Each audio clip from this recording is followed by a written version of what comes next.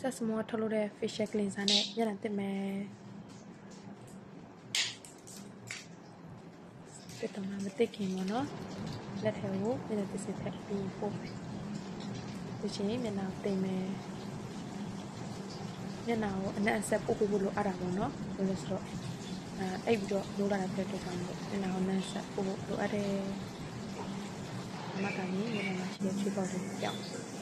ပြီးရင်ပတိုင်မျိုးဆက်စုံမှာထုတ်လာတော့တဲ့စီနှမျိုးရှိတယ်ပေါ့နော်စိတ်နဲ့အပြာနဲ့ဒီမှာတော့အခုလက်ရှိတုံးတာစိတ်ဖြစ်ပါတယ်ပူရှင်းနဲ့တိုက်လို့ကောင်းတယ်ပြီးအလားပြင်မယ် skin care မယ် cleansing water use of cleansing water ကိုတိုနာအဖြစ်လိမ့်ပါတယ် 4in1 ဖြစ်တဲ့အတွက်ကြောင့်မို့ပြီး serum လိမ့်ပါမယ်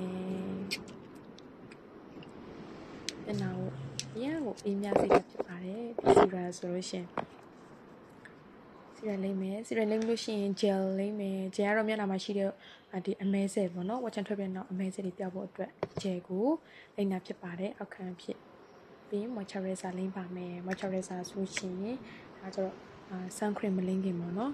အောက်မှာအနေလေးတစ်မျိုးတော့ခံဖို့လိုအပ်တာပေါ့အဲ့တော့ moisturizer လိမ့်ပါတယ်ပြီး sun cream လိမ့်ပါမယ်တနေ့ကိုနေပြီးတော့လည်းထွက်ရမှာဖြစ်တဲ့ကြောင့်မလို့ဒီလောက်တာကောက်ွက်တဲ့အနေနဲ့ဆန်ခွန်လိမ့်ပါတယ်ပြီးရင်အခန်းကြီးဆိုပါတယ်ဒါတော့ကျွန်မအကြိုက်ပါတော့ဒီစင်လာပါပြီအလုံးကျေးဇူးတင်ပါတယ်